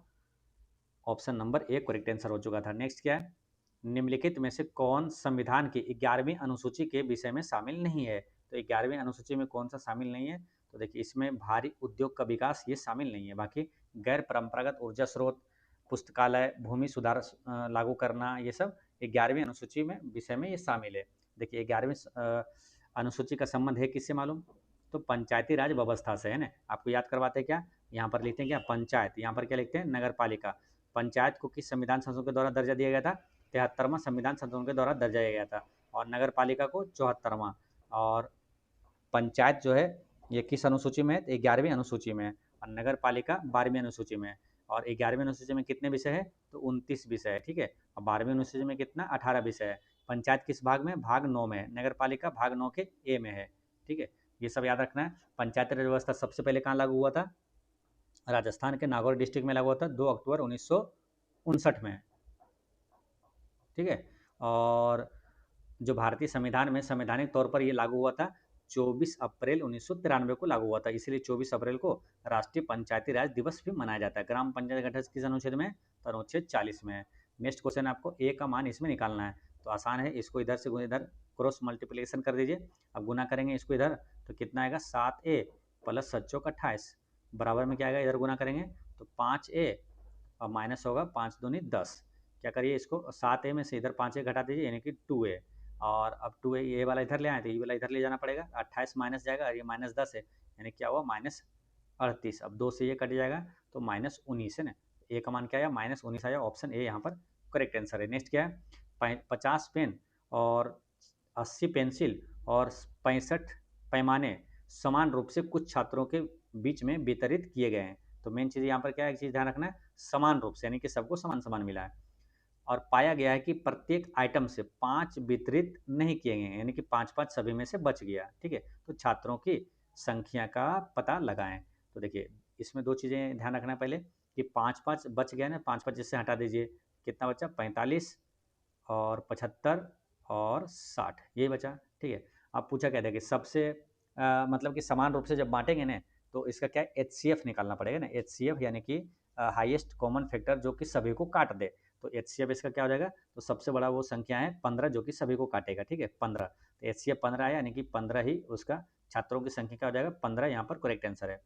ऑप्शन नंबर क्या हो जाएगा? सी करेक्ट आंसर हो गया, ठीक है। नेक्स्ट क्वेश्चन क्या? एक कंप्यूटर को एक नेटवर्क के साथ जोड़ने के लिए जो पता दिया जाता है उसे क्या कहा जाता है? उसे आईपी एड्रेस कहा जाता है। आंसर क्या हो जाएगा? ऑप्शन नंबर डी यहाँ पर करेक्ट आंसर है। आईपी एड्रेस यानी कि इंटरनेट प्रोटोकॉल एड्रेस कहा जाता है। नेक्स्ट क्वेश्चन है, भारत की पहली वंदे मेट्रो का नाम बदलकर क्या रखा गया है? तो इसका नाम बदलकर रखा गया नमो भारत रैपिड रेल रखा गया है। क्वेश्चन नंबर आपका है 70। सूची 1 को सूची 2 से मिलाना है। अब इसमें क्या है? देखिए, वायोजेनेसिस का सिद्धांत ये किसने दिया था? तो वायोजेनेसिस का सिद्धांत इसमें हो जाएगा कौन सा? Hugo de bridge. ये होगा लुई पास्चर होगा। मतलब बायोजेनेसिस का सिद्धांत किसने दिया था? लुई पास्चर ने दिया था ना। एक का 3 होगा, है ना, एक का 3 हो जाएगा। फिर क्या? विकासवाद का सिद्धांत ये चार्ल्स डार्विन ने दिया था, ठीक है। बी का 1 हो गया। अब बी का 1 आंसर तो आ चुका है आपका ऑप्शन नंबर डी, है ना। बी का एक ही ऑप्शन में दिया ऑप्शन नंबर डी में। फिर क्या? जीन का सिद्धांत किसने दिया था? तो जीन सिद्धांत दिया था टी एच मॉर्गन ने दिया था। T H Morgan. उत्परिवर्तन का सिद्धांत किसने दिया था? तो ये ह्यूगो ड्यूब्रिज जो है ये उत्परिवर्तन का सिद्धांत दिया था, ठीक है। आंसर क्या होगा, ऑप्शन डी करेक्ट आंसर है। नेक्स्ट क्वेश्चन क्या है, बस्तर किस पठार का हिस्सा है? तो बस्तर किस पठार का हिस्सा है? तो यह दंडकारण्य का पठार का हिस्सा है बस्तर, है ना। बस्तर कहाँ मिलेगा? तो छत्तीसगढ़ में है। नेक्स्ट क्या है, 2011 के जनगणना के अनुसार नीचे दिए गए राज्यों को साक्षरता के आधार पर अवरोही क्रम में सजाइए। तो 2011 के जनगणना के अनुसार पूछा है, तो और ये ऑप्शन के अनुसार से इसका आंसर क्या हो जाएगा? तो सबसे अधिक जो है साक्षरता वाला इसमें हो जाएगा आपका एक, है ना, मिजोरम, ठीक है। अब केरल रहता तो केरल होता, लेकिन केरल है नहीं तो मिजोरम हो जाएगा यहाँ पर। और उसके बाद हो जाएगा त्रिपुरा, है ना, 2। उसके बाद होगा यहाँ पर 3, यानी कि हिमाचल प्रदेश। और उसके बाद होगा महाराष्ट्र, ठीक है। तो ये ध्यान रखना है आपको, साक्षरता क्रम यही है। लेकिन इससे ज़्यादा महत्वपूर्ण आपसे पूछा क्या जाएगा, मान लो उल्लास कार्यक्रम के तहत पहला सब मतलब कि उल्लास कार्यक्रम के तहत पूर्ण साक्षर राज्य कौन सा है? तो पहला राज्य कौन सा? मिजोरम, ठीक है। उल्लास योजना के तहत पहला पूर्ण साक्षर राज्य होगा मिजोरम। दूसरा में कौन है? गोवा। और तीसरा में कौन है? त्रिपुरा, है ना। तीसरा में त्रिपुरा, नाम से याद रखना है। तीसरा तो से तीसरा तो से त्रिपुरा, है ना। तीसरा कौन है? त्रिपुरा। तो साक्षर राज्य जो पूर्ण साक्षर राज्य होने वाला है, तीसरा राज्य होगा त्रिपुरा। फिर चौथा में हो जाएगा हिमाचल प्रदेश। और उसके बाद है कौन सा? लद्दाख है, ठीक है। और लद्दाख जो है एकमात्र मतलब पहला केंद्र शासित प्रदेश पूछेगा तो लद्दाख ही आंसर होगा। नेक्स्ट क्या है, एक पिंड को 0.3 होगा यहाँ पर, है ना। 0.3 नहीं, यहाँ पर गलत लिखा है, 0.3 होगा, ठीक है। मीटर त्रिज्या के क्षैतिज वृत्त पर घुमाया जाता है। इसका कोणीय वेग 10 रेडियन प्रति सेकेंड है। तो वृत्ताकार मार्ग के किसी बिंदु पर रेखीय वेग क्या होगा? तो रेखीय वेग बराबर फॉर्मूला लिख लीजिए आप, आसानी से बन जाएगा। रेखीय वेग, रेखीय वेग बराबर क्या लिखिएगा? तो कोणीय वेग इंटू त्रिज्या, है ना। कोणीय वेग जो है और इंटू त्रिज्या। कोणीय वेग कितना दिया हुआ है? 10। और त्रिज्या कितना हुआ? 0.3, है ना। तो ये दशमलव से ये शून्य कट जाएगा। अब बचेगा कितना? 3 बचेगा। ऑप्शन ए यहाँ पर करेक्ट आंसर हो गया ना, 73 का ए, है। तो ये फॉर्मूला आपको याद रखना है। रेखीय वेग बराबर क्या होता है? कोणीय वेग और इंटू त्रिज्या। नेक्स्ट क्या है, निम्नलिखित कथनों पर विचार कीजिए और दिए गए कूट के अनुसार सही विकल्प को चुनना है। तो इसमें है क्या मालूम? देखिए, विज्ञान रत्न पुरस्कार 2024 के प्रोफेसर गोविंद राजन को सम्मानित किया गया था, ये सही है। विज्ञान रत्न पुरस्कार राष्ट्रीय अंतरिक्ष दिवस यानी कि 23 अगस्त पर के अवसर पर दिया जाता है क्या? तो ये बात भी सही है। आंसर क्या हो जाएगा? दोनों सही है। और ए आर जो है एक ही सही व्याख्या नहीं करता है। विज्ञान रत्न पुरस्कार है ना, विज्ञान रत्न पुरस्कार है। तो यहाँ पर क्या होगा? ऑप्शन यहाँ पर बी करेक्ट आंसर होगा, ठीक है। हालांकि राष्ट्रीय विज्ञान दिवस जो है वो अलग है। राष्ट्रीय विज्ञान दिवस कब मनाया जाता है? 28 फरवरी को मनाया जाता है, ये भी ध्यान रखना है। नेक्स्ट क्वेश्चन क्या है कि 54वां दादा साहेब फाल्के पुरस्कार से सम्मानित किया गया है। 54वां दादा साहेब फाल्के पुरस्कार ये किसे दिया गया है? तो ये मिथुन चक्रवर्ती को दिया गया है। लेकिन याद कौन सा रखना है आपको? 55वां। 55वां किसे दिया गया है? तो मोहन दादा को दिया गया है ना, मोहन लाल को। नेक्स्ट क्या है, निम्नलिखित में से कौन सही सुमेलित नहीं है? सही सुमेलित इसमें कौन सा नहीं है? देखिए, पहला क्या है, प्लासेंटा जो है भ्रूण को माँ के रुधिर से पोषण प्रदान करता है, ये सही है। अब मस्सा जो है विषाणु जनित यानी वायरस से रोग होने वाला रोग है, ये भी सही है। कर्णपाली जो कान के मध्य भाग है, ये गलत है। कर्णपाली जो है वो क्या है कि बाहरी कान को मध्य कान से अलग करता है, ठीक है। तो ये वाला स्टेटमेंट यहाँ पर सही नहीं है। फिर के कायिक प्रवर्धन जो जड़, तना और पत्तियों द्वारा नए पौधे विकसित करने की विधि है। नेक्स्ट क्वेश्चन है आपका 77। भारत में लोकवित्त का संरक्षक किसे कहा जाता है? लोकवित्त का संरक्षक किसे कहा जाता है? तो ये बोलेंगे भारत के नियंत्रक एवं महालेखा परीक्षक को कहा जाता है ना। लोकवित्त का संरक्षक सीएजी को कहा जाता है, ठीक है। अच्छा, भारत का भी वर्तमान में करंट अफेयर में याद रखना है, भारत का नियंत्रक एवं महालेखा परीक्षक अभी कौन है? तो संजय मूर्ति है। कौन है? संजय मूर्ति है, ठीक है। और आरबीआई का गवर्नर कौन है? संजय मल्होत्रा है, ठीक है। कंफ्यूजन ना हो इसलिए ध्यान रखना है। सीएजी पूछे, भारत का नियंत्रक एवं मालिका परीक्षा भी वर्तमान में कौन है? संजय मूर्ति। और आरबीआई का गवर्नर है संजय मल्होत्रा। भारत का महान्यायवादी अभी कौन है? आर वेंकट रमनी है, ठीक है। तो ये याद रखना है। अच्छा, नियंत्रक एवं मालिका परीक्षक की नियुक्ति कौन करता है? राष्ट्रपति। किस अनुच्छेद में है ये? सीएजी अनुच्छेद 148 में है, ठीक। नेक्स्ट क्या है, निम्न में से कौन वर्ष 1928 में इंडिपेंडेंस फॉर इंडिया लीग के गठन से संबंध है? इंडिपेंडेंस फॉर इंडिया लीग का गठन ये किसने किया था? सुभाष चंद्र बोस है ना, सुभाष चंद्र बोस यहाँ पर करेक्ट आंसर है। अच्छा 1928 से कुछ चीज़ें याद रखने क्या, साइमन कमीशन भारत कब आया था? 1928 में। बारदौली सत्याग्रह कब हुआ था? 1928 में, जिसका नेतृत्व सरदार वल्लभ भाई पटेल ने किया था। ठीक है, नेक्स्ट क्वेश्चन क्या है? गांधी इरविन समझौता में किसने मध्यस्थ की भूमिका अदा की है? तो इसका आंसर क्या होगा? किसने मध्यस्थ की भूमिका अदा किया है? तो इसका आंसर हो जाएगा तेज बहादुर सप्रू। कौन होगा? तेज बहादुर सप्रू करेक्ट आंसर है। गांधी इरविन समझौता कब हुआ था मालूम? ये हुआ था 5 मार्च 1931 को, है ना। डेट सहित याद रखना है, ये सब क्वेश्चन क्या डेट सहित पूछा जाता है। 5 मार्च 1931 को गांधी इरविन समझौता हुआ था, यानी गांधी जी और लॉर्ड इरविन के बीच हुआ था। नेक्स्ट क्वेश्चन क्या है? और ये कब हुआ था मालूम है ना? 1931 में हुआ था गांधी इरविन समझौता। ठीक है, और 1931 में क्या हुआ? दूसरा गोल में सम्मेलन हुआ था जिसमें गांधी जी भाग लिए थे।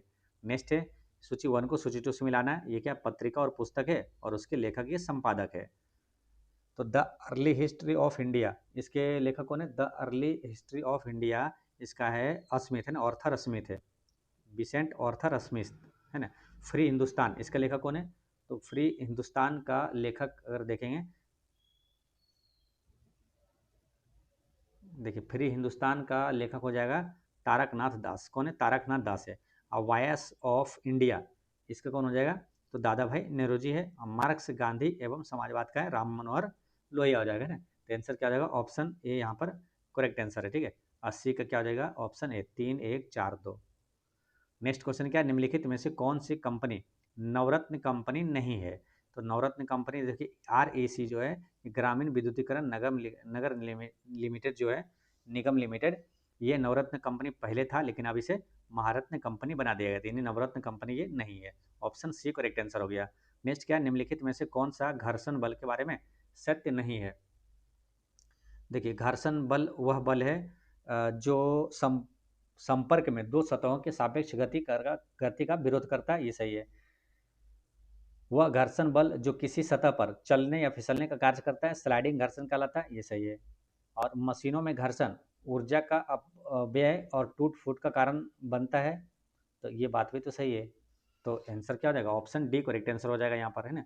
82 का क्या हो जाएगा? डी हो जाएगा कि रोलिंग घर्षण स्लाइडिंग घर्षण की तुलना में अधिक होता है और मशीन में बॉल बेयरिंग से संघर्ष घर्षण जो है कम करता है, ये गलत है ना। यहाँ पर देखिए अस्थैतिक घर्षण जो होता है सबसे ज़्यादा होता है। ठीक है, अस्थैतिक घर्षण, उसके बाद आएगा आपका गतिज घर्षण, है ना, उसके बाद आएगा जो कि लोटनी घर्षण। ठीक है, नेक्स्ट क्या है? निम्नलिखित में से असत्य कथन का चयन करें। असत्य कथन इसमें बताना है। पहला क्या है? जल स्थल चर जंतुओं में 3 कोष्ठीय हृदय होता है, ये सही है। मछली में 2 कोष्ठीय हृदय होता है, तो यहाँ पर क्या है? ये भी सही है। फिर क्या बोला? सामान्य प्रकुंचन दाब लगभग 80 mm होता है क्या? देखिए सामान्य प्रकुंचन, प्रकुंचन मतलब वो क्या होता है? मतलब सिस्टोलिक ऊपर वाला, है ना। ऊपर वाला क्या हो जाएगा? 120 होना चाहिए। ठीक है, और नीचे वाला जो होता है वो होता है यानी कि अनुशीतलन, अनुशीतलन जो होता है वो 80 होता है। ठीक है, यानी कि सिस्टोलिक और डायस्टोलिक, है ना, सिस्टोलिक और डायस्टोलिक जो है 120/80 होता है ना। तो ये ध्यान रखना है आपको रक्तचाप में। तो यहाँ पर असत्य पूछा था तो यही आंसर हो गया, ये गलत लिखा है। यहाँ पर प्रकुंचन क्या 120 होना चाहिए था। ठीक है, अच्छा रक्तदाब को स्फाइगनो मैनोमीटर द्वारा मापा जाता है, ये बात सही है, यानी कि सी यहाँ पर करेक्ट आंसर हो गया। ठीक है, चलिए नेक्स्ट क्वेश्चन है आपका 84। हाल ही में प्रकाशित पुस्तक a wonderland of words around the world in 101 essays के लेखक कौन है? यानी कि जो पुस्तक है a wonderland of words around the world in 101 essays के लेखक कौन है? तो इसका लेखक है शशि थरूर है। कौन है? शशि थरूर करेक्ट आंसर है। नेक्स्ट क्या? निम्नलिखित कथनों पर विचार करें और कौन सा कथन सत्य है। ठीक है, तो इसमें सत्य कथन पहचानना है। तो पहला क्या है? देखिए बायो CNG प्लांट वाली भारत की पहली आधुनिक गौशाला का उद्घाटन उत्तर प्रदेश में हुआ है, ये गलत है। ये उत्तर प्रदेश में नहीं बल्कि MP में हुआ। ठीक है, फिर क्या हुआ? भारत नेपाल और भूटान में अक्टूबर 2024 में त्रिपक्षीय विद्युत व्यापार समझौता पर हस्ताक्षर हुआ है, ये गलत है, क्योंकि भारत, नेपाल और भूटान नहीं बल्कि बांग्लादेश है यहाँ पर, ठीक है। भारत, नेपाल और बांग्लादेश के बीच हुआ है, ठीक है, तो ये भी गलत हो गया। फिर क्या है, ब्रिटेन ने चागोस द्वीप पर मॉरिशस को संप्रभुता सौंपने का निर्णय लिया, ये सही है, यानी कि केवल 3 सही है। आंसर क्या होगा, ऑप्शन सी करेक्ट आंसर है, 85 का केवल सी हो जाएगा, ठीक है। नेक्स्ट क्वेश्चन क्या है, केवल 3 होगा, यानी कि सी ऑप्शन में दिया हुआ है। विधान परिषद के कितने सदस्यों का चुनाव विधानसभा के सदस्यों द्वारा किया जाता है? विधानसभा के सदस्यों द्वारा 1/3 चुना जाता है, ठीक है। अच्छा, विधान परिषद का गठन किस अनुच्छेद में मालूम? ये है अनुच्छेद 169 में, ठीक है। अच्छा, विधान परिषद में कुल सदस्यों की संख्या कितना होता है मालूम? विधानसभा के 1/3 से अधिक नहीं होगा, 1/3 से अधिक नहीं होगा, और 40 से कम भी नहीं होगा। और ये बात किस में कहा गया? अनुच्छेद 171 में कहा गया, ठीक है। चलिए नेक्स्ट क्वेश्चन क्या है, एक आदमी जो भट्ठी के सामने खड़ा है, निम्न में से किसके द्वारा अधिक से अधिक ऊष्मा प्राप्त करता है? तो अधिक से अधिक ऊष्मा ये किसके सामने, देखिए भट्ठी के सामने खड़ा है, तो ये क्या होगा, मतलब जो गैस निकलेगा या तो वायु द्वारा जो होता है वो ऊष्मा प्राप्त होगा उसको, है ना, तो ये क्या कहलाएगा, संवहन। आंसर क्या होगा, option number A correct answer है। देखिए ऊर्जा या तो ऊष्मा का स्थानांतरण जो होता है वो 3 माध्यम से होता है मुख्य रूप से, ठीक है, 3 माध्यम से होता है। एक देखिए, द्रव और गैस में ऊष्मा का स्थानांतरण किस विधि द्वारा होता है? संवहन विधि द्वारा होता है, याद रखना है, ठीक है। चालन विधि द्वारा किस में पूछेगा? ठोस में, यानी कि लोहा में पूछेगा, या तो ठोस में कोई भी ऊष्मा का स्थानांतरण किस विधि द्वारा होता है? तो चालन विधि द्वारा होता है, ठीक है। और निर्वात में किस विधि द्वारा ऊष्मा का संचरण होता है? तो ये विकिरण की विधि द्वारा होता है, जैसे कि सूर्य से आने वाले प्रकाश के किरणों के द्वारा जैसे पृथ्वी हीट हो जाता है, तो वो कौन सा है? विकिरण माध्यम से, ना संवहन या तो चालन नहीं बल्कि विकिरण माध्यम से हीट होता है, ठीक है। चलिए नेक्स्ट क्वेश्चन क्या है, योकोहामा रणनीति संबंधित है, योकोहामा रणनीति ये संबंधित किससे हो जाएगा? ये प्राकृतिक आपदा न्यूनीकरण से, प्राकृतिक आपदा न्यूनीकरण करेक्ट आंसर है। अक्टूबर 2024 में विश्व स्वास्थ्य संगठन ने किस देश को ट्रैकोमा मुक्त घोषित किया है? ट्रैकोमा मुक्त घोषित किया है जैसे भारत को, है ना, 89 का डी करेक्ट आंसर हो जाएगा। अच्छा, विश्व स्वास्थ्य संगठन यानी कि WHO स्थापना कब हुआ? 7 अप्रैल 1948 को हुआ था, इसलिए 7 अप्रैल को विश्व स्वास्थ्य दिवस मनाया जाता है। इसका मुख्यालय कहाँ है? आपको बताते हैं, विश्व स्वास्थ्य संगठन हो गया, विश्व व्यापार संगठन हो गया, अंतर्राष्ट्रीय श्रम संगठन हो गया, सबका मुख्यालय कहाँ है? जेनेवा में। नेक्स्ट क्या है, यदि कोई व्यक्ति संसद के सदस्य रहते हुए राज्य विधानसभा के सदस्य के रूप में निर्वाचित हो जाता है तो क्या होगा? तो इसका क्या कंडीशन होता है? तो इसको 14 दिनों के भीतर राज्य विधानमंडल की सदस्यता छोड़ना होगा, है ना। तो आंसर क्या होगा? ऑप्शन बी यहाँ पर करेक्ट आंसर है। नेक्स्ट क्या है, किरचॉफ का प्रथम नियम किस राशि के संरक्षण पर आधारित है? किरचॉफ का प्रथम नियम किस राशि के संरक्षण पर आधारित है? तो आंसर हो जाएगा विद्युत धारा, है ना, विद्युत धारा यहाँ पर करेक्ट आंसर है, ठीक है, 91 का डी। नेक्स्ट क्या है, न्यूमूर द्वीप किन 2 देशों की सीमा पर स्थित है? न्यूमूर द्वीप, है ना, ये है भारत और बांग्लादेश की सीमा पर स्थित है। नेक्स्ट क्वेश्चन है आपको, अच्छा भारत और बांग्लादेश के बारे में क्या क्या याद करवाते हैं आपको? तो ये दोनों के बीच जो संयुक्त सैन्य अभ्यास है उसका नाम क्या है? बोंगो सागर है, भारत और बांग्लादेश के बीच सैन्य अभ्यास है। और एक है संप्रीति, जिसको बोलते हैं क्या, संपत्ति से रिलेट करवाए थे, तो संप्रीति सैन्य अभ्यास भी भारत और बांग्लादेश के साथ है। नेक्स्ट क्वेश्चन है आपका 93, निम्नलिखित कथनों पर विचार करें और कितने सहन कथन जो है सही है? तो शेषाचलम पहाड़ियाँ पश्चिमी घाट में स्थित है क्या? ये नहीं है मालूम। शेषाचलम पहाड़ियाँ जो है दक्षिणी आंध्र प्रदेश में पूर्वी घाट का हिस्सा है शेषाचलम, ठीक है, तो पहला स्टेटमेंट गलत है। फिर क्या वाला, सिरूमलाई पहाड़ी तमिलनाडु के दक्षिणी भाग में स्थित है, ये सही है। सिरूमलाई जो है पहाड़ी दक्षिण तमिलनाडु के दक्षिणी भाग में स्थित है। गढ़जात की पहाड़ियाँ पूर्वी घाट पर्वतमाला का उत्तरी विस्तार है, ये भी सही है। 2 और 3 सही है, यानी कि इसमें कितने कथन बोला सही है? तो 2 कथन सही है ना, तो आंसर क्या हो जाएगा? 93 का ऑप्शन बी यहाँ पर करेक्ट आंसर है। नेक्स्ट क्वेश्चन क्या है, निम्नलिखित कथनों पर विचार करें और कौन सा कथन असत्य है? चलिए असत्य कथन बताना है, देखिए इसमें बात करें क्या, दुनिया का सबसे ऊंचा इमेजिंग चेरेनकोव टेलीस्कोप का अनावरण जम्मू कश्मीर में किया गया है, तो ये गलत है। दुनिया का सबसे ऊंचे इमेजिंग चेरेनकोव टेलीस्कोप का अनावरण जो है ये जम्मू कश्मीर में नहीं बल्कि लद्दाख में किया गया है, ठीक है, तो यही वाला स्टेटमेंट गलत है। फिर क्या, आरबीआई ने यूपीआई वैलेट की सीमा 2000 से बढ़ाकर 5000 कर दिया, ये सही है। महाराष्ट्र के राज्य कौशल विश्वविद्यालय का नाम बदलकर रतन टाटा के नाम पर रखा गया, ये भी सही है। यानी कि 2 और 3 सही है। कितने कथन असत्य है, मतलब बोला कौन सा कथन असत्य थे, केवल एक यहाँ पर असत्य था, है ना। तो ऑप्शन ए यहाँ पर 94 का ए यहाँ पर करेक्ट आंसर हो गया। नेक्स्ट क्वेश्चन क्या है, निम्न में से कौन सबसे प्राचीन स्तूप है। सबसे प्राचीन स्तूप इसमें से हो जाएगा कौन सा, पीपर हवा, है ना। पीपर हवा स्तूप जो है सबसे प्राचीन है और इसका निर्माण किसने किया था। तो देखिए पीपर हवा स्तूप जो है ये मिलेगा कहाँ, उत्तर प्रदेश में, ने कहा है उत्तर प्रदेश में, ठीक है।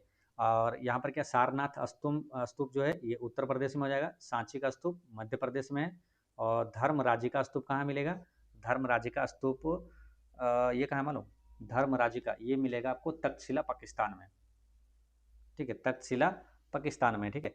चलिए नेक्स्ट क्वेश्चन क्या है, निम्नलिखित में से कौन सा स्तूप मौर्यकालीन है। तो मौर्यकालीन स्तूप कौन सा हो जाएगा, तो ये सारनाथ स्तूप भी है, धर्मराजी का स्तूप भी है और धामे का स्तूप भी मौर्यकालीन स्तूप है, यानी कि तीनों यहाँ पर करेक्ट आंसर है, ठीक है। ये तीनों का निर्माण किसने करवाया था, अशोक ने ही करवाया था, है ना। सारनाथ, धर्मराजी का और धामे का स्तूप तीनों का निर्माण अशोक ने करवाया था। नेक्स्ट क्वेश्चन क्या है, निम्नलिखित में से कौन प्रतिस्पर्धात्मक संघवाद को परिभाषित करता है। तो इसका आंसर क्या हो जाएगा, देखिए प्रतिस्पर्धात्मक संघवाद ये क्या, केंद्रीय सरकार द्वारा राज्य सरकार से प्रतिस्पर्धा, ये सही है। विभिन्न राज्यों की सरकार द्वारा केंद्र सरकार से प्रतिस्पर्धा, ये भी सही है। विभिन्न राज्यों द्वारा आपस में प्रतिस्पर्धा, ये भी सही है, यानी कि तीनों सही है। ऑप्शन डी करेक्ट आंसर हो गया। नेक्स्ट क्या, मोनेरा में किस प्रकार का पोषण होता है। तो मोनेरा में कैसा होता है, स्वपोषी और विषमपोषी दोनों होता है ना। ऑप्शन डी यहाँ पर करेक्ट आंसर है, ठीक है। देखिए 5 जगत वर्गीकरण किसने दिया था, RH व्हिटेकर ने दिया था। किसने, RH व्हिटेकर ने दिया था। 5 जगत में है कौन कौन सा, तो मोनेरा, प्रोटिस्टा, कवक। कौन है, मोनेरा, प्रोटिस्टा, कवक। अब पादप और जंतु, पादप और जंतु जंतु यानी कि एनिमेलिया, ठीक है। तो ये 5 जगत वर्गीकरण RH व्हिटेकर ने दिया था। नेक्स्ट क्वेश्चन क्या है, वर्ल्ड जस्टिस प्रोजेक्ट के रूल ऑफ लॉ इंडेक्स 2024 में भारत का स्थान कौन सा है। तो भारत का स्थान है इसमें 79वां, कौन सा है, 79वां, है ना। रूल ऑफ लॉ इंडेक्स 2024 में भारत का स्थान 79वां है। अच्छा, इसी टाइप का कुछ इंडेक्स आपको रिवीजन करवाते हैं। जैसे हेनले पासपोर्ट 2025 में भारत का रैंक क्या है, 77। सतत विकास लक्ष्य में भारत का रैंक क्या है, 99, ठीक है। और विश्व खुशहाली सूचकांक में 118, मानव विकास सूचकांक में 130, विश्व प्रेस सूचकांक में भारत का रैंक क्या है, 151, ठीक है। ये सब याद रखना है। नेक्स्ट क्या है, अप्रगामी तरंगें उत्पन्न होती है, अप्रगामी तरंगें उत्पन्न होती है, तो सही विकल्प कौन सा है, खुले पाइप में या तो तनी हुई डोरी में। तो ये दोनों में अप्रगामी तरंगें उत्पन्न होती है, तो आंसर क्या हो जाएगा, ऑप्शन सी यहाँ पर करेक्ट आंसर है दोनों में, ठीक है। तो दोस्तों इस तरह से आपको डबल स्टार 14 है ना, टेस्ट नंबर 14 आपको पूरा सभी प्रश्न आपको हम बता दिए, ठीक है। तो मिलते हैं नेक्स्ट वीडियो में, पढ़ते रहें, मुस्कुराते रहें। जय हिंद दोस्तों।